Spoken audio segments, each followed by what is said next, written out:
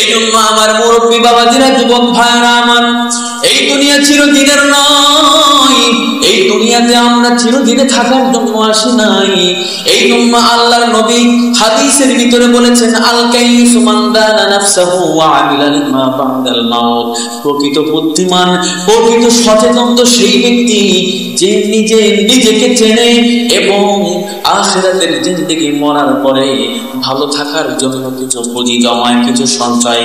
আলহামদুলিল্লাহ আলহামদুলিল্লাহি নাহমাদুহু ওয়া নাস্তাঈনুহু ওয়া নাস্তাগফিরুহু ওয়া নু'মিনু বিহি ওয়া নাতাওয়াক্কালু আলাইহি ওয়া নাউযু বিল্লাহি মিন শুরুরি আনফুসিনা ওয়া মিন সাইয়্যাতি আ'মালিনা। من يهده الله فلا مضل له ومن يضلل فلا هادي له ونشهد أن لا إله إلا الله وحده لا شريك له ونشهد أن سيدنا وسندنا وحبيبنا وحبيب ربنا وطبيب قلوبنا ومولانا محمدا عبده ورسوله أرسله الله تعالى بالحق بشيرا ونذيرا. أما بعد فأعوذ بالله من الشيطان الرجيم. بسم الله الرحمن الرحيم. يا أيتها النفس المطمئنة ارجعي إلى ربك راضية مرضية فادخلي في عبادي وادخلي جنتي. آمنت بالله صدق الله مولانا العظيم. قال رسول الله صلى الله عليه وسلم القيس من دان نفسه وعمل لما بعد الموت أو كما قال النبي عليه الصلاة والسلام موتوا قبل أن تموتوا وحاسبوا قبل أن تحاسبوا أو كما قال النبي عليه الصلاة والسلام. إن الله وملائكته يصلون على النبي يا أيها الذين آمنوا صلوا عليه وسلموا تسليما. اللهم صل على محمد وعلى آل محمد كما صليت على إبراهيم وعلى آل إبراهيم إنك حميد مجيد. بلغ العلا بكماله كشف الدجى بجماله حسنت جميع خصاله صلوا عليه وآله. صلوا يا قوم بل صلوا على صدر الأمين مصطفى ما جاء إلا رحمة للعالمين. الله تعالى বলেছেন ইয়া আইয়ুহাল্লাযীনা আমানু ইযা নুদিয়া লিস-সালাতি মিন ইয়াউমিল জুমআহ ফাসআউ ইলা যিকরিল্লাহি ওয়া দারুল বাই'। জুমার দিনে যখন জুমার আজান হয়ে যায় তখন তোমাদের ক্রয় বিক্রয় বেচা কিনা বন্ধ করে জুমার নামাজ আদায় করার জন্য, সালাত আদায় করার জন্য তোমরা মসজিদে চলে যাও। সুবহানাল্লাহ। এটা কার কথা? আল্লাহর কথা। প্রিয় উপস্থিতি, জুমার নামাজটাও আমরা পড়ি দায়িত্বে। কি ঠিক বলেন তো? দায়িত্বে। যদি ধোঁয়া না হয়ে অন্য কিছু হইতো তাহলে মনে হয় মানুষ মসজিদে আসতো না। কিন্তু জুমার দিন তো চিন্তা ভাবনা করে যে একটা সপ্তাহ তো করি না, আজকে সেরে আসে। কিন্তু না, এরকম দিন যাবে না। আপনি হেলায় খেলায় আপনার দিনটা পার করছেন। আপনি কোথায় আছেন, কি করছেন, একটাবার নিজেকে নিয়ে ভাবুন। আমরা তো এমন হয়ে গেছি যে দুনিয়ার চিন্তা ভাবনা করতে করতে নিজেকে নিয়ে ভাবার মতো 5টা মিনিট সময় আমার হাতে নাই। বলেন ঠিক কিনা? আমি কেন দুনিয়াতে আসলাম, আমার কি করার দরকার ছিল, আর আমি কি করছি, এটা নিয়ে আমার একটু ভাবার মতো কোনো সময়, টাইম আমার কাছে কিছুই নাই। সম্মানিত আমার প্রাণপ্রিয় মুরব্বী বাবাজিরা, একটাবার নিজেকে নিয়ে ভাবা দরকার আছে নাকি নাই? নিজেকে নিয়ে চিন্তা করা দরকার, নিজেকে নিয়ে ভাবা দরকার। এই দুনিয়ার জিন্দেগিটা আমার চিরস্থায়ী জিন্দেগি নয়। আমার চিরস্থায়ী জিন্দেগিটা, আমার চিরস্থায়ী ঠিকানা, চিরস্থায়ী আমার থাকার স্থান হলো আখিরাতের জিন্দেগি। বলেন ঠিক কিনা? বাবাজি আমার, কিন্তু আমরা দুনিয়াতে অল্প কিছু সময় পেয়ে মনে করতেছি দুনিয়ার জিন্দেগিটাই আমার সব। কিন্তু না, বাদশাহ হারুন রশিদের জামানায় বাদশাহ হারুন রশিদের কাছে একটা পাগল আসতেন, এটার নাম হলো বাহলুল। এনার নাম কি বলেন? বাহলুল। ইনি হলো একটা পাগল, কিন্তু এই পাগলটা সাধারণ কোনো পাগল নয়। এই পাগলটা হলো আখিরাতের পাগল, দুনিয়ার সাধারণ কোনো পাগল নাই। আল্লাহর এই গোলাম, এই বাহলুল পাগলা বাদশাহ হারুন রশিদের কাছে মাঝে মাঝে আসতেন। বাদশাহ হারুন রশিদ তার প্রহরীরা যারা ছিল তাদেরকে বলা ছিল, এই বাহলুল পাগলার জন্য আমি বাদশার দরবারে 24টা ঘন্টা ওই বাহলুলের জন্য আমার দরজা খোলা। এই যখন আসতে চাই কখনো তোমরা বাধা দিবা না, যখন আসতে মন চাই এই বাহলুলকে আসতে দিবা। সুবহানাল্লাহ। এই বাহলুল পাগলা একদিন বাদশার কাছে আসলেন। বাদশার কাছে আসার পরে বাদশাহ যখন বাহলুল পাগলা বাদশার কাছে আসলো, বাহলুল যখন বাদশার কাছে আসলো, বাদশার কাছে একটা লাঠি ছিল। আগের জামানার যারা বাদশা ছিল তাদের কাছে একটা ছড়া থাকতো, ছোট একটা লাঠি থাকতো, এই লাঠিটা ঘোরাইতো। বাদশার কাছে ছোট একটা লাঠি ছিল। যখন বাহলুল পাগলা, এই বাহলুল যখন বাদশার কাছে গেলেন, বাদশাহ যখন বাহলুলকে সামনে পাইল, বাহলুল ডেকে বলতেছে, বাহলুল এই লাঠিটা, এই ছড়িটা আমি তোমাকে দিয়ে দিলাম। বলতেছে, এটা আমি কি করব? বলতেছে, এই লাঠিটা তোমার থেকে যদি কোনো বোকা ব্যক্তিকে পাও তাকে তুমি দিয়ে দিবা। তোমার থেকে যদি কোনো বোকা ব্যক্তিকে পাও তাহলে তুমি এই লাঠিটা তাকে দিয়ে দিবা। বাহলুল চলে গেলেন। আস্তে আস্তে করে সময় অতিবাহিত হয়ে যাইতেছে। একদিন নয়, 2 দিন নয়, 2-3 বছর হয়ে গেছে। হঠাৎ করে বাহলুলের কাছে একদিন খবর আসছে, বাদশাহ হারুন রশিদ অসুস্থ হয়ে গেছে, মৃত্যু শয্যায় উপনীত হয়ে গেছে। এই বাহলুল পাগলা খোঁজ নিতে নিতে বাদশার দরবারে গেছে। বাদশার কাছে গিয়া বলতেছে, আপনার কি অবস্থা, ভালো মন্দ জিজ্ঞাসা করেছে, আপনার কি হালাত। বাদশার সাথে কথা বলতেছে। বাদশা বলতেছে, বাহলুল আমার তো দুনিয়ার সফর শেষের মুহূর্তে, আমার তো আখিরাতের সফরের সময় হয়েছে। আমার মনে হয় দুনিয়ার জমিন থেকে বিদায় নেওয়া লাগবে, আমার আখিরাতের জিন্দেগি মনে হয় চলে আসছে। বাহলুল আমি তো আখিরাতের সফর শেষ করেছি। এই বাহলুল পাগলা তখন বলতেছে, বাদশা আপনি যে আপনার যে সফরের সময় হয়েছে, আপনি কি সফরের জন্য কোনো প্রহরীদেরকে পাঠাইছেন? আপনি কি আগের থেকে কোন প্রস্তুতি গ্রহণ করেছেন? আপনি কি আগের থেকে ওই জায়গাটা দেখার জন্য আপনার সৈন্যবাহিনীদেরকে পাঠাইছেন? বলতেছে না। বলতেছে যে বাদশা লোক পাঠাইছেন নাকি? বলতেছে আরে বাহুল, তুমি তো সে আগের মতোই পাগল হয়ে গেছো। আরে আমার কি কোন সফর, দুনিয়ার সফর না তো, আমার তো আখিরাতের সফরের সময় হয়েছে, আমার তো আখিরাতে চলে যেতে হবে। বলতেছে তাহলে কোনো খাওয়ান দাওয়ানের ব্যবস্থা পাঠাইছে, খাওয়ান দাওয়ান পাঠাইছে?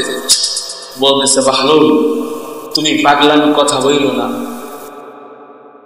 আরে আমার তো মরে যাওয়া লাগবে, আরে আমার তো অনন্তকালের সফর, কবরের সফরের সময় হয়ে গেছে, ওইখানে কি খাওয়ান দাওয়ান পাঠানো যায়? বলতেছে তাহলে আপনি সেই পাগলই রয়ে গেছেন, আপনি সে আগের মতোই রয়ে গেছেন। বাহলুল, আমার আখিরাতের সময় হয়েছে, আমি মনে হয় আর বেশি দিন বাঁচবো না, আমাকে চলে যাওয়া লাগবে, এই দুনিয়া থেকে বিদায় নেওয়া লাগবে। একথা বলার সঙ্গে সঙ্গে বাহলুল একটা ডাক দিয়ে বলে, বাদশা, আপনি আমাকে বলেছিলেন আমার থেকে যেই ব্যক্তি নির্বোধ, আমার থেকে যেই ব্যক্তি পাগল, আমি যখন এই ব্যক্তিকে আপনার এই লাঠিটা দিয়ে দিলাম। বলতেছে বাদশা, আমি পাগল পেয়ে গেছি। বলতেছে বাদশা, আমি পাগল পেয়ে গেছি, নেন আপনার লাঠি আপনাকে দিয়ে দিলাম। বলতেছে আপনার লাঠি আপনাকে দিয়ে দিলাম। বাদশা বলতেছে, ও বাহলুল, আমার লাঠি আমাকে দিয়ে দিলাম মানে বুঝলাম না। বাহলুল পাগলা যখন ডাক্তার বলে, বাদশা, আপনি দুনিয়াতে যখন আপনার ক্ষমতা ছিল, আপনি যখন কোন জায়গায় সফরে যাইতেন, 1-2 মাসের জন্য যদি সফরে যাইতেন, ওইখানে আগে আপনার সৈন্যদেরকে আপনি ওই জায়গাটা পরীক্ষা করার জন্য পাঠাইতেন। আপনি ওইখানে যাওয়ার আগে আপনাকে প্রস্তুতি গ্রহণ করতেন, ওইখানে যাওয়ার আগে আপনার খানা দানা আপনি সব কিছু পাঠায় দিতেন। ও বাদশা, আপনি তো একটা নির্বোধ, আপনি তো আমার থেকে বড় আহম্মক রে বাদশা। বলতেছে বাদশা, আপনি অনন্তকালের সফরে যাবেন, আপনি দুনিয়ার কোন সাধারণ সফরে যাবেন না। সামান্য দুনিয়ার সফরে যাওয়ার জন্য আপনার যদি এত প্রস্তুতি গ্রহণ করা লাগে, আপনার যদি এত প্রিপারেশন নেওয়া লাগে, আর আপনি অনন্তকালের সফরে যাবেন, আপনার কোনো প্রস্তুতি নাই, আমি মনে করি আপনার থেকে নির্বোধ আর কেউ নাই। ও বাদশা, আপনার লাঠি আপনাকে দিয়ে দিলাম। একথা বলার সঙ্গে সঙ্গে বাদশা হারুনুর রশিদের চোখ বেয়ে পান করা শুরু হয়ে গেছে। আরে বাহলুল, তোমারে তো আমি সাধারণ পাগল মনে করতাম, কিন্তু তুমি তো দুনিয়ার সাধারণ কোনো পাগল না। আরে তোমার আখিরাতের জন্য তুমি কতটা সচেতন, কিন্তু আমি একজন বাদশা হইয়া আসলে আমি তো আখিরাতের জন্য সচেতন হইলাম না। আমার তো উচিত ছিল আখিরাতের জন্য আমার এইরকম প্রস্তুতি গ্রহণ করা, কিন্তু আমি তো প্রস্তুতি গ্রহণ করি নাই। ও বাহলুল, আসলে তো তোমার কথা সত্য, আসলে আমি তোমার থেকে বড় একজন প্রিয় উপস্থিতি, বাহলুল পাগল এমন একজন ব্যক্তি ছিল। বলে বাহলুল পাগল কেমন ব্যক্তি ছিল?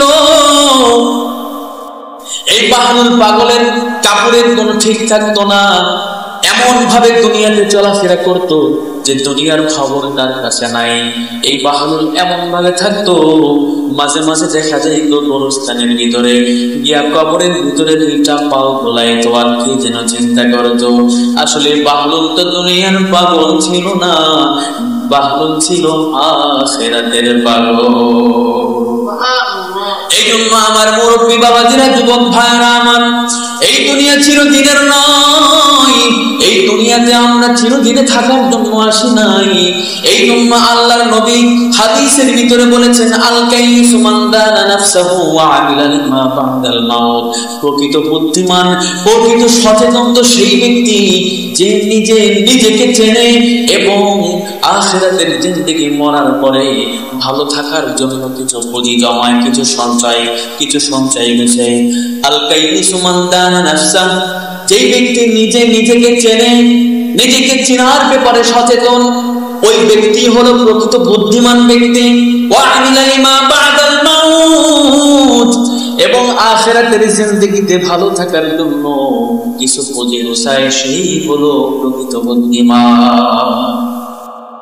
এই জন্য আমার মুরব্বী বাবাজি ও আমার ভাইয়ারা, এই জন্য নিজের দিকে একটু খেয়াল করেন, নিজের দিকে একটু তাকা দেখেন, আপনি কিসের ভিতরে আছেন, আপনার কি করা দরকার ছিল। নিজের নিয়ে কোনো চিন্তা ভাবনা নাই, নিজেরই তো চিনলাম না, দুনিয়ার সমস্ত কিছু চিনলাম কিন্তু নিজের চিনলাম না। আমার আল্লাহ দুনিয়াতে কেন পাঠাইলেন, কিসের জন্য পাঠাইলেন, নিজের নিয়ে ভাবার মতো সময় আমার কাছে নাই। আমি আপনি যদি নিজের ব্যাপারে অচেতন থাকি তাহলে আমার মতো হতভাগা আর কেউ নাই। একটু জবান খুলে বলেন কথা ঠিক কিনা? আল্লাহর রাসূল সাল্লাল্লাহু আলাইহি ওয়াসাল্লাম আরেকটা হাদিসের ভিতরে বলে দিয়েছেন, মুতু ক্বাবলা আন তামুতু ওয়াহাসিবু ক্বাবলা আন তুহাসাবু। আল্লাহর নবী বলেছেন, মুতু ক্বাবলা আন তামুতু, মরার আগে মরে যাও, মরার আগে মরো। এই হাদিসের অংশ, এই হাদিসের দুইটা অংশ, মুতু ক্বাবলা আন তামুতু একটা অংশ, ওয়াহাসিবু ক্বাবলা আন তুহাসাবু এইটা হলো আরেকটা অংশ। হযরত আশরাফ আলী থানভী রাহমাতুল্লাহি আলাইহি বলেন, এই হাদিসের এই অংশের আবার দুইটা অর্থ আছে।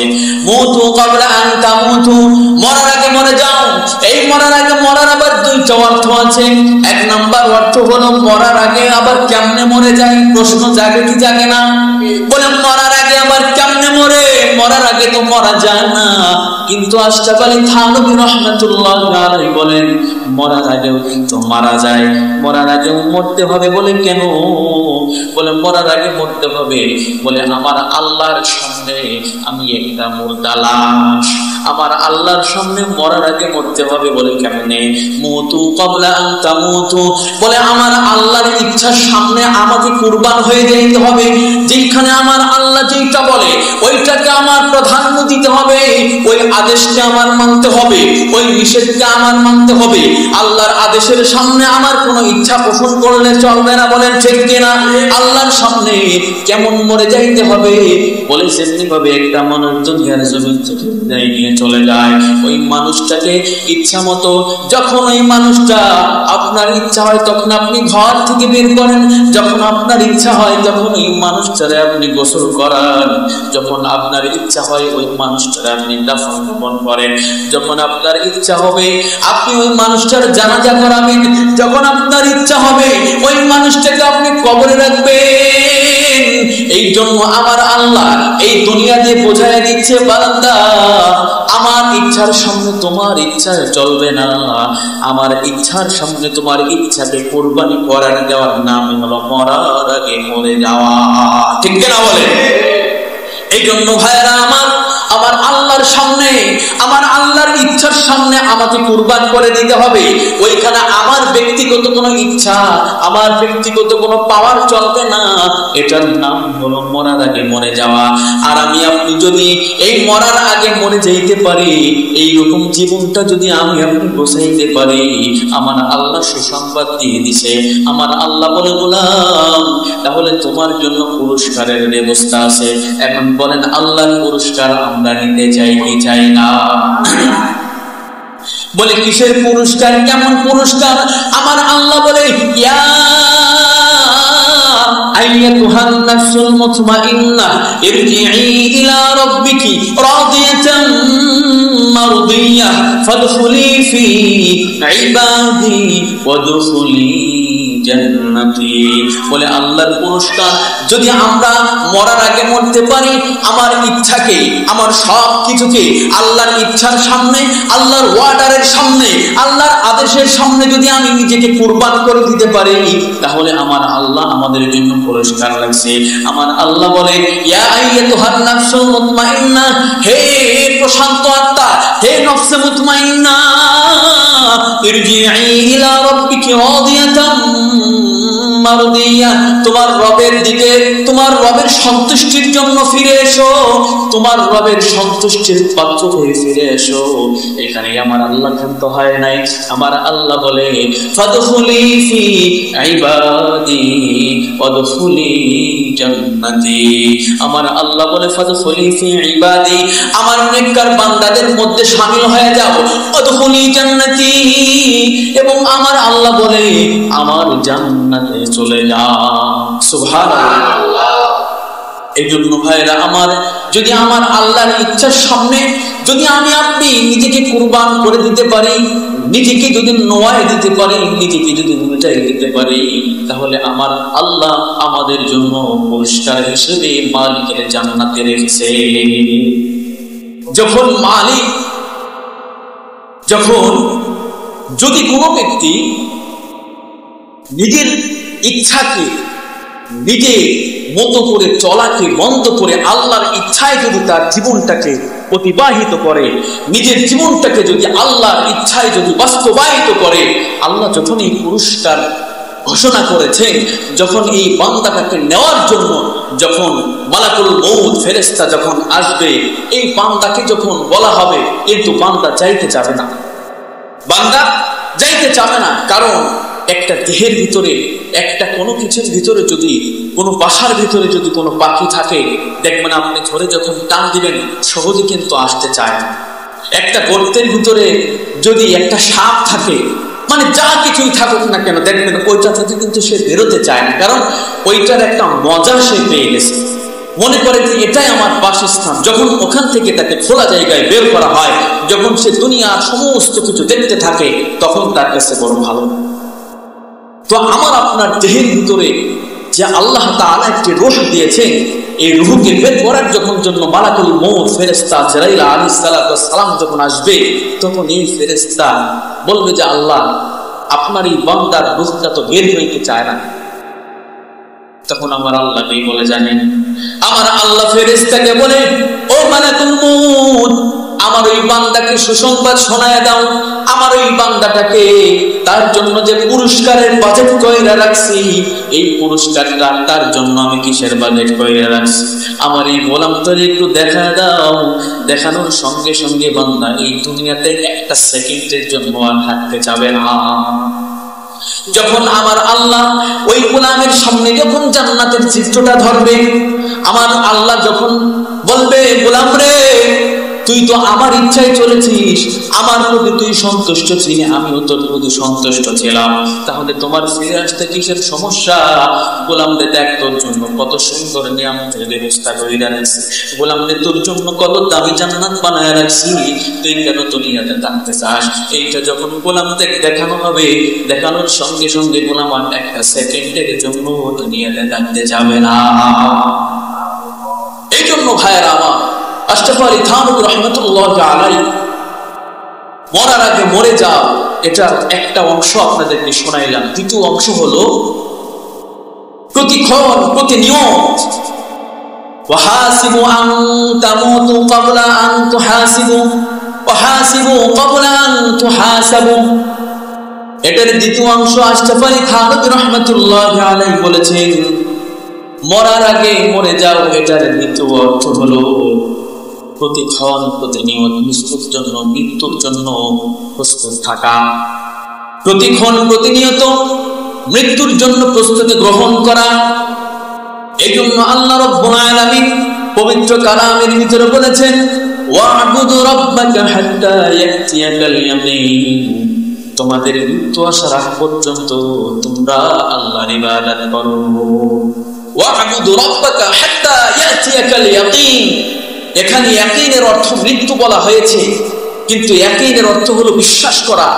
দেখবেন আমাদের দুনিয়ার কিছু পাগলেরা আছে, তারা বলে যে আল্লাহকে তো বিশ্বাস করলে হয়, নামাজ রোজা দরকার আছে, আল্লাহর ইবাদত করা দরকার লাগবে না।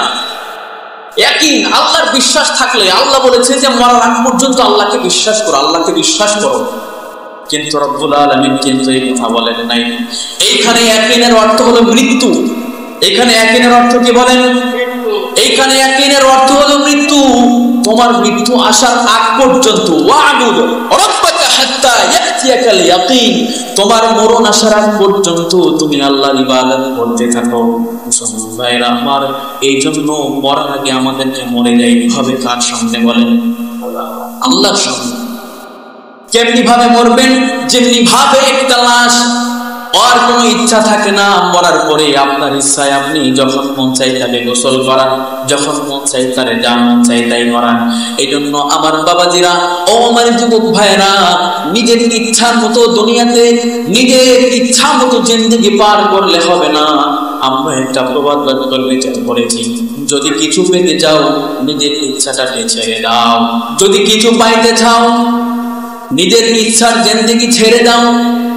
এই জন্য দুনিয়াতেই যদি এই অবস্থা হয়, তাহলে আখিরাতের জিন্দেগি যদি আপনার ভালো থাকতে হয়, তাহলে অবশ্যই নিজের ইচ্ছা মতো দুনিয়াতে জীবন যাপন করলে হবে না, একমাত্র আল্লাহর ইচ্ছায় আমাদের জীবন যাপন করা লাগবে। ঠিক কিনা বলে?